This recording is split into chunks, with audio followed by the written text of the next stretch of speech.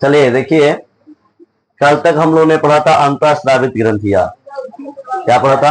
अंतःस्रावित ग्रंथियां। अंतःस्रावित ग्रंथियां वे ग्रंथियां होती हैं जो हार्मोन का सीधे बहाव जो करता है वो रक्त में करता है। कहाँ पे करता है? रक्त में। अब उसी के अंतर्गत हमें पढ़ना है एक ग्रंथि जो है वो कौन से हार्मोन को क्या करती है? अस्रावित करती है। ग्रंथि का मतलब क्या होता है? हार्मोन को क्या करेगी? वो अस्रावित करेगी। तो हमारे शरीर में बहुत सारे हार्मोन है, बात समझ लेना। तो उसमें से हमें जानना है एक प्यूटरी ग्रंथि, जिसे हम लोग पीयूष ग्रंथि के नाम से भी जानते हैं। यानी प्यूटरी ग्रंथि लिखा गया हो या क्या लिखा गया हो, पीयूष ग्रंथि, दोनों ग्रंथि का नाम क्या है? एक ही है। समझ रहे हो ना? दो गो अलग अलग नहीं है। तो हमें देखना ये है कि प्यूटरी ग्रंथि और मतलब पीयूष ग्रंथि से हमें कौन से हार्मोन निकलते हैं। तो आपने पीछे एक पढ़ा था लैंगिक लक्षण के अंतर्गत, आपने देखा था कि लड़कों में बाल उल का आना, ठीक है, मतलब चेहरे पर बाल आता, दाढ़ी मूंछ का आना, ये सब आपने पीछे पढ़ चुका था। अब इसी के तहत हमें देखना है कि प्यूटरी ग्रंथि और आपका पीयूष ग्रंथि, मतलब प्यूटरी ग्रंथि और पीयूष ग्रंथि कौन से हार्मोन को स्राव करते हैं। ठीक है, आपने देखा प्यूटरी ग्रंथि का काम जो है वो सीधे पुरुषों में टेस्टोस्टेरोन हार्मोन क्या करते हैं? अस्रावित करते हैं। जबकि लड़कियों में कौन से हार्मोन? एस्ट्रोजन हार्मोन क्या करते हैं? अस्रावित करते हैं। क्लियर बात समझ रहे हो? अब मैंने इसके एक सारणी बनाया है, इस सारणी की तरह आप समझ सकते हो कि कहाँ कहाँ हार्मोन, लेकिन आप इतना जान लो कि प्यूटरी ग्रंथि का कार्य मतलब जो बहाव है किस हार्मोन का करता है? पुरुष के लिए कौन? Testosterone hormone. और स्त्री के लिए कौन सा हार्मोन? Oestrogen hormone. ये क्या होता है कि ये जनन अंग को विकसित करने में क्या करता है? सहायता प्रदान करता है। ये ग्रंथि क्या करता है? जब तक आप जानते हो कि टेस्टोस्टेरोन हार्मोन और कौन एस्ट्रोजन हार्मोन, मतलब लड़कों या लड़कों में टेस्टोस्टेरोन हार्मोन क्या होगा? विकसित नहीं होगा। और लड़कियों में एस्ट्रोजन हार्मोन विकसित नहीं होगा तो जनन प्रक्रिया संभव नहीं है। ठीक है, तो ये चीजें हम जानेंगे।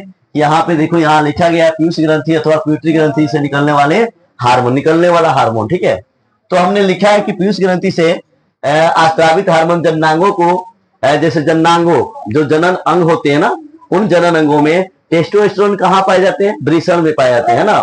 तो देखो, वृषण से पाए जाते हैं टेस्टोस्टेरोन हार्मोन। कहाँ से पुरुष में होता है? वृषण से शुरू होता है। कहाँ से? एस्ट्रोजन हार्मोन स्त्रियों में कहाँ से शुरू होता है? अंडाशय से। कहाँ से? अंडाशय से। तो वही चीज यहाँ पे लिखा गया है, आप समझ सकते हैं कि पीयूष ग्रंथि से अथवा प्यूटरी ग्रंथि से निकलने वाला हार्मोन, पीयूष ग्रंथि से अस्रावित हार्मोन जननांगों को टेस्टोस्टेरोन हार्मोन तथा एस्ट्रोजन स्त्रियों में अस्रावित करने के लिए उद्दीपित करता है। क्या करता है? उद्दीपित का मतलब होता है प्रकाशित करना। क्या करना? उद्दीपित का क्या होता है? प्रकाशित करना। ठीक है, अब देखो क्या करता है ये टेस्टोस्टेरोन हार्मोन और किसको? Oestrogen hormone. टेस्टोस्टेरोन हार्मोन किसमें? लड़कों में। और एस्ट्रोजन हार्मोन स्त्रियों में क्या करता है? उद्दीपित करता है। स्रावित करने के लिए क्या करता है? प्रकाशित करता है, उत्तेजित करता है। उत्तेजित का मतलब क्या हो गया? उत्तेजित करता है। अब देखो इसके बाद क्या होता है? रुधिर प्रवाह में स्थापित किया जाता है। उसके बाद क्या होता है? खून में क्या होता है? जो हमारे रुधिर का मतलब क्या होता है? खून। तो हमारे खून में क्या होता है? स्रावित हो जाता है, उसमें वो बहने लगता है तथा शरीर के विभिन्न भागों में क्या करता है? लक्ष्य स्थल तक पहुंचाता है। पहला इसके कार्य, पहला स्टेप में प्यूटरी ग्रंथि जो है लड़कों और लड़कियों में एस्ट्रोजन, लड़कों में टेस्टोस्टेरोन और लड़कियों में एस्ट्रोजन हार्मोन को उत्तेजित करने का काम करता है। फिर उसके बाद क्या करता है कि खून में मिलकर, खून में स्थापित होकर, खून में क्या होता है? उसका बहाव होता है। उसके बाद वो क्या करता है? शरीर के विभिन्न लक्ष्य, मतलब शरीर के अंगों के अंदर क्या होता है? विभिन्न लक्ष्य जो होता है, जैसे लिखे ना शरीर के विभिन्न भागों में लक्ष्य, मतलब जिसका क्या लक्ष्य है उस स्तर के पास पहुंचकर उसका काम क्या करता है? पूरा करता है। जब रुधिर में मैच कर जाता है तो फिर उसके बाद यौनारंभ के समय शरीर में परिवर्तन को उद्दीपित करता है। अब ये क्या होता है? अब उसके बाद यौनारंभ जो हमारी शुरू होती है तो शरीर में जितनी परिवर्तन दिखने का काम होता है वो सारा काम किसके वजह से होता है? इसी की वजह से। तो पहला आप इस मतलब सारणी से समझ सकते हैं, पहला बात कि ये क्या करता है? पीयूष ग्रंथियां जो है, प्यूटरी ग्रंथियां जो है, यह सीधे टेस्टोस्टेरोन हार्मोन और किसको? एस्ट्रोजन हार्मोन को क्या करता है? स्रावित करता है। उसके बाद वो क्या करता है? रुधिर से मिलकर विभिन्न शरीर के लक्ष्यों को क्या करता है? पूरा करता है। उसके बाद यौनारंभ में होने वाले जितने परिवर्तन होते हैं सब होना क्या हो जाता है? शुरू हो जाता है। क्लियर? चलिए रुकिए, देखिए अब हम लोग पीयूष ग्रंथि के बारे में पढ़ लिए कि पीयूष ग्रंथि जो है कौन से हार्मोन का स्राव करता है। तो कौन से हार्मोन का स्राव करता है? टेस्टोस्टेरोन और एस्ट्रोजन। हालांकि उसका और अनेक काम है, पीयूष ग्रंथि का एक हार्मोन नहीं है, बहुत सारे क्या है काम है, ये बात जान लीजिए। लेकिन हम लोग इस चैप्टर में किसके बारे में देखें? पीयूष ग्रंथि के काम कौन हार्मोन करता है? मतलब टेस्टोस्टेरोन और एस्ट्रोजन, ठीक है। इन चीजों को हम लोग जान रहे हैं। अब हमें जानना है कि हमारा क्वेश्चन है कि मानव में जनन काल की अवधि क्या होती है।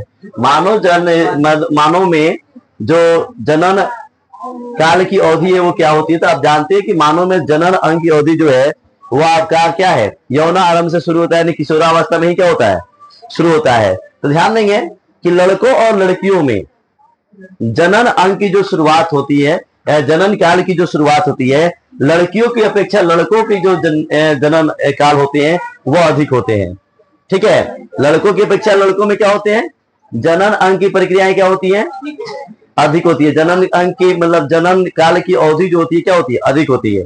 जैसे आपको मैंने यहाँ लिखा भी है कि लड़कियों में ये क्या होते हैं। अभी जैसे आप देखिए लिखे हैं कि स्त्रियों में जनन अवस्था की शुरुआत, मतलब जनन अवस्था की जो काल अगर देखा जाए तो लड़कियों में 10 से कहा 12 वर्ष में शुरू हो जाते हैं और 45 से कहां तक 50 वर्ष तक चलते हैं, जबकि पुरुषों में उससे ज्यादा दिनों तक क्या होता है, चलता है। तो लड़कियों में 1-2 साल पहले आ जाता है, जबकि पुरुषों में क्या होता है, लड़कों में क्या होता है 1-2 साल बाद आता है। तो अगर हम यहाँ बात करें तो लड़कियों की यहाँ बात, यहाँ पे देखिए मैंने लिखा भी है कि युग्मक की परिपक्वता एवं उत्पादन की क्षमता पुरुषों में स्त्रियों की अपेक्षा क्या होती है, अधिक समय तक होती है। मतलब जनन की प्रक्रियाएं देखें तो पुरुषों में क्या होती है, स्त्रियों के अपेक्षा पुरुषों में क्या होता है, ज्यादा समय तक होती है। जबकि लड़कियों में यहाँ पे मैंने लिखा है कि स्त्रियों में जनन अवस्था का शुरुआत, नहीं मानिएगा निहाल जी, क्या है, स्त्रियों में जनन अवस्था की शुरुआत यौनारंभ, यौनारंभ मैंने बोला है 10 से कितना वर्ष, 12 वर्ष की आयु से क्या होती है, आयु से हो जाता है तथा सामान्यतः 45 से कितना वर्ष, 50 वर्ष तक चलता है, ठीक है। ये जनन अवधि स्त्रियों में कब से 10 से 12 वर्ष में क्या होता है, शुरू हो जाता है और कितने वर्षों तक चलता है, 50 वर्ष तक चलता है। उसके बाद हम यौना आरंभ की बात करें तो इसमें क्या होते हैं कि यौना आरंभ में लड़कियों के अंडाणु परिपक्व हो जाते हैं। क्या होते हैं, लड़कियों के अंडाणु क्या हो जाते हैं, परिपक्व हो जाते हैं। आप देखो यहाँ पे मैंने लिखा है यौना आरंभ पर अंडाणु परिपक्व होने लगते हैं और अंडाशय में से एक अंडाणु परिपक्व होता है। मतलब क्या होता है, लड़कियों में क्या चीज के बारे में देखें हम लोग, यौना आरंभ पर अंडाणु परिपक्व हो जाता है। यौना आरंभ जब लड़कियों का क्या होता है, शुरू हो जाता है, तो यौना आरंभ लड़कियों का कब से शुरू होता है, 10 से 12 वर्ष में। कितना वर्ष में, 10 से 12 वर्ष में। तो उसके जो अंडाशय से जो अंडाणु निकलती है वो क्या होता है, परिपक्व हो जाता है और वो अंडाणु क्या होता है, निषेचन के लायक हो जाता है। क्या हो जाता है, जब वो निषेचन हो जाता है तो उस समय उसकी जो अंडाणु का परिपक्व अंडाणु बनना जो अंडाशय में 28 से 30 दिन क्या होता है, प्रक्रिया चलते रहता है। कितना चलता रहता है, 28। लेकिन जब क्या होता है कि अंडाणु परिपक्व होता है, जब क्या होता है यहाँ से निषेचन होता है, मतलब वो अंडाणु निषेचन होने के क्या होता है, युग हो जाता है। जब पुरुष का शुक्राणु जाता है तो क्या होता है, निषेचन हो जाता है।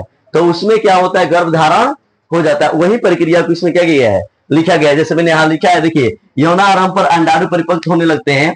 अंडाशय में एक अंडाणु परिपक्व होता है। अंडाशय में कितना अंडा परिपक्व होता है, एक होता है तथा 28 से 30 दिनों के अंतराल पर किसी अंडाशय द्वारा निमोचित होता है। मतलब 28 से 30 दिन पर किसी अंडा द्वारा क्या होता है, निर्मोचित होता है। इस अवधि में गर्भाशय की दीवारें क्या होती है, मोटी हो जाती है। मतलब इसका निर्मोचित अंडा का निर्मोचित कितना दिनों पर होता है, 28 से 30 दिनों पर। इस अवस्था में जो गर्भाशय की क्या है, दीवारें हैं वो क्या होती है, मोटी हो जाती है, जिससे अंडाणु का निषेचन के बाद युग्मक ग्रहण हो जाता है।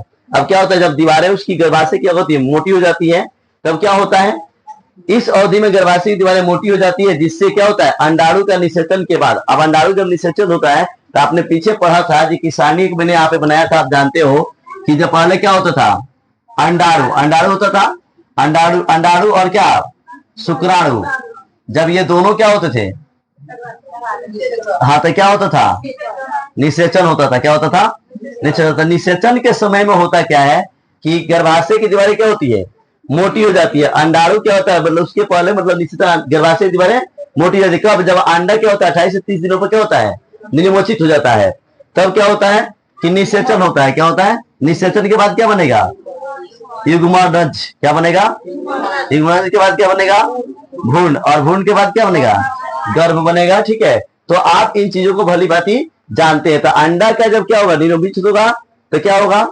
गर्भाशय की दीवारें क्या होती, मोटी होगी, और मोटी के बाद क्या होगा, निषेचन होगा, निषेचन के बाद क्या होगा, युग्मनज होगा, और युग्मनज के बाद क्या हो जाएगा, गर्भधारण हो जाएगा। तो ये क्या है, ये प्रक्रिया उसी समय होती है जनन काल के समय।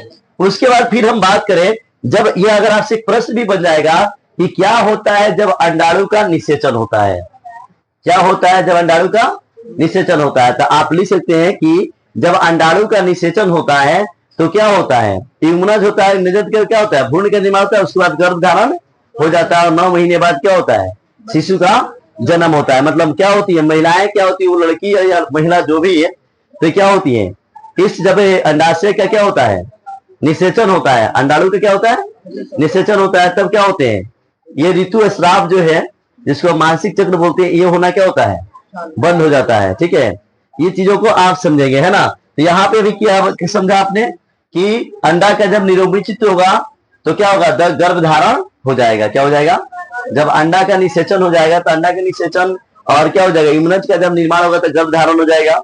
उसके बाद हम बात करते हैं इसी अवस्था में एक और प्रश्न बनेगा, जब अंडा का निषेचन नहीं होता है तब क्या होता है, जब अंडा का क्या होता है, निषेचन नहीं होता है, तो जब अंडा का निषेचन नहीं होता है तो ऋतुस्राव हर महीने 28 से 30 दिन में क्या होता है, रिपीट होता रहता है। वही चीज अभी लिखे है, यहाँ पे समझिए, यहाँ पे लिखे कि यदि अंडाणु का निषेचन नहीं हो पाता है, यदि अंडाणु का निषेचन नहीं हो पाता है तब उस स्थिति में अंडाणु तथा गर्भाशय का मोटा स्तर रुधिर वाहिकाएं सहित निस्तारित हो जाता है। मतलब कहने का अर्थ यह है कि जब अंडा का निषेचन नहीं होगा, किसका निषेचन नहीं होगा, तो अंडा क्या होता है कि जिसके फलस्वरूप गर्भधारण निषेचन नहीं होता है, तो अंडाणु तथा गर्भाशय का मोटा स्तर क्या होता है, रुधिर वाहिका। रुधिर वाहिका का मतलब, रुधिर का मतलब क्या होता है, खून, वाहिका का मतलब क्या होता है, नालिका। क्या होती है, नालिका है। तो खून मतलब खून का जो नालिका है उसके द्वारा वो टूट कर क्या होता है, बाहर निकल जाता है। क्या निकल जाता है, जब अंडा का जब क्या होता है, निषेचन नहीं होता है तो क्या होता है, वही चीज में यहाँ लिखा हूं, देखिए, यदि अंडाणु का निषेचन नहीं हो पाता है तब स्थिति में अंडाणु तथा गर्भाशय का मोटा स्तर रुधिर वाहिका में, किस वाहिका में, जो गर्भाशय का मोटा स्तर है ना, और कौन, आपका अंडाणु का, वो क्या होता है, टूट कर क्या होकर, टूट कर ब्लड के रूप में क्या होता है, बाहर गिर जाता है, जिसे हम ऋतुस्राव, रजोधर्म, मानसिक चक्र, क्या बाबू, तो आप लिख लीजिएगा, वहां पे जगह नहीं था इसलिए, मानसिक चक्र, जिसको अंग्रेजी में एमसी भी बोलते हैं ना, ठीक है, मानसिक चक्र, और रजोधर्म मानसिक चक्र, और एक क्या बोलते हैं, एमसी के नाम से भी इसे क्या करते हैं, जानते हैं। ये तब तक चलता रहेगा हर प्रक्रिया में, अंडा का जब तक निषेचन नहीं होगा तो हर 28 दिन और कितना दिन पर, 30 दिन पर ये मतलब ये ऋतुस्राव क्या होता रहेगा, होता रहेगा। क्या होता रहेगा, स्त्रियों में क्या होगा, जब अंडा का निषेचन नहीं होगा, ये मानसिक चक्र और ऋतुस्राव जिसे हम लोग बोलते हैं या रजोधर्म बोलते हैं, ये प्रक्रिया हमेशा 28 से 30 दिन पर क्या होता है, दोहराता रहता है, जिसे हम लोग क्या कहते हैं, मानसिक चक्र कहते हैं। फिर से समझ लेंगे, अगर आपसे कहा जाए कि अंडा का निषेचन नहीं होता है तब क्या होता है, तो अंडा का निषेचन जब नहीं होता है तो जो अंडाशय के और किसका, गर्भ का मोटी दीवारें जो होती है वो क्या होती है, रुधिर वाहिकाएं के साथ टूटकर, किसके साथ, ब्लड, मतलब रुधिर वाहिका का मतलब क्या हुआ, ब्लड की नलिका के साथ टूटकर क्या होता है, बाहर निकल जाता है, जिसे हम लोग क्या कहते हैं, ऋतुस्राव, या क्या बोलते हैं, रजोधर्म, या क्या बोलते हैं, मानसिक चक्र, या एमसी बोलते हैं। ठीक है, तो इतना चीज आप क्या करोगे, याद रखोगे, यहाँ से प्रश्न क्या होता है, बनता है। अब इसके बाद एक 2 पॉइंट और है इसमें कि अब मतलब पहले जब लड़कियों में पहली बार क्या होता है, आपका मतलब एमसी आता है, जो रजोधर्म के नाम से जो हम जानते हैं ना, तो पहली यौनारंभ में किसी लड़की में जब 10 वर्ष में आए, किसी में 11 वर्ष में आए, और किसी में कितना वर्ष में आए, 12 वर्ष पर आए, तो जब पहली बार ऋतुस्राव होता है लड़कियों में तो उनसे रजो दर्शन कहते हैं। क्या कहते हैं बाबू, ध्यान रखिएगा, जब लड़कियों में पहली बार क्या होता है, लिख लिया आप लोग, मानसिक चक्र, ये तो पहले पॉइंट लिखे ही होंगे। ठीक है, अब हम बात कर लेते हैं किसको, रजो दर्शन किसे कहते हैं, आप लोग खुद से लिख लीजिएगा, मैं समझा देता हूं। ठीक है, अभी देखिए, एक ही नाम से ऋतुस्राव, रजोधर्म, मानसिक चक्र और क्या चीज, एमसी, इसको अंग्रेजी में मेंस्ट्रुएशन साइकिल भी बोलते हैं। क्या बोलते हैं, याद रखिएगा, क्या बोलते हैं, मेंस्ट्रुएशन साइकिल भी बोलते हैं। उसके बाद हम बढ़ते हैं रजो दर्शन, क्या बोलते हैं, रजो दर्शन। अब ये इसी में समझा देते हैं हम, रजो दर्शन क्या होता है, आप अपनी किताब के पेज नंबर देखेंगे, कितने में, 84 में देखेंगे। ठीक है, यहाँ पे लिखा, आप देखिए, मैं समझा देता हूँ, फिर आप वहां से टिक लाया क्या कीजिएगा, लिख लीजिएगा। रजो दर्शन क्या होता है कि जब लड़कियों को पहली बार क्या होती है, ऋतु स्राव आता है, तो उसे हम लोग क्या कहते हैं, रजो दर्शन। जब लड़कियों को पहली बार क्या आएगा, हाँ ऋतु स्राव आएगा, मानसिक चक्र आएगा, तो क्या कहेंगे उसे, रजो दर्शन। समझ में आ रहा ना। रजो धर्म और रजो दर्शन में कंफ्यूजन मत रखिएगा। रजो धर्म का मतलब क्या हुआ, मानसिक चक्र, और रजो दर्शन का मतलब क्या हुआ, लड़कियों में पहली बार जब क्या हुआ ये आया, तो उससे हम लोग क्या बोलेंगे, रजो दर्शन बोलेंगे। क्या बोलेंगे बाबू, रजो दर्शन। अब देखिए ये क्या होता है, ऋतु स्राव जो होता है यह कितना वर्ष में, 45 से 50 वर्ष की उम्र में क्या होता है, बंद हो जाता है। स्त्रियों में क्या होता है बाबू, जब स्त्रियां 45 से कितना वर्ष, 50 वर्ष की आयु में आ जाएगी, तो ये रजो दर्शन क्या हो जाएगा, रजो दर्शन, ऋतु स्राव क्या हो जाएगा, बंद हो जाएगा। क्या हो जाएगा, जब स्त्रियां कितनी वर्ष की हो जाएगी, 45 से कितना वर्ष, 50 वर्ष, तो ये मतलब ऋतु स्राव जो है वो क्या हो जाएगा, बंद हो जाएगा। ठीक है, इसमें एक चीज और हमें जानना है, रजोनोवृत्ति। क्या जानना है, रजोनो रजो नहीं, रजोनो नहीं, रजोनी वृत्ति। क्या है, रजनो वृत्ति है। क्या है, रजोनी वृत्ति। क्या है, रजोनी वृत्ति क्या होता है, ठीक है, इसको भी समझ लेंगे।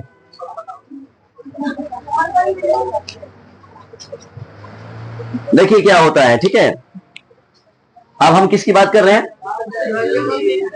रजोनो वृत्ति की बात कर रहे हैं। तो रजोनी वृत्ति क्या होती है, रजोनी वृत्ति, रजोनी वृत्ति का मतलब होता है जब ऋतु स्राव कभी कभी लड़कियों में क्या होता है, रुक जाता है। क्या होता है, अनियंत्रित हो जाता है, नियम से नहीं आता है। नियम क्या होना चाहिए, ध्यान रखेंगे कि ऋतु स्राव का नियम क्या है, 28 से कितना दिन पर, 30 दिन पर अगर पूरा कर रहा है तो उसे हम लोग क्या बोलेंगे, मेंस्ट्रुएशन साइकिल बोलेंगे, यानी मानसिक चक्र बोलेंगे। अगर लड़कियों में 28 से कितना दिन, 30 दिन पर हर महीने आ रहा है तो सही है।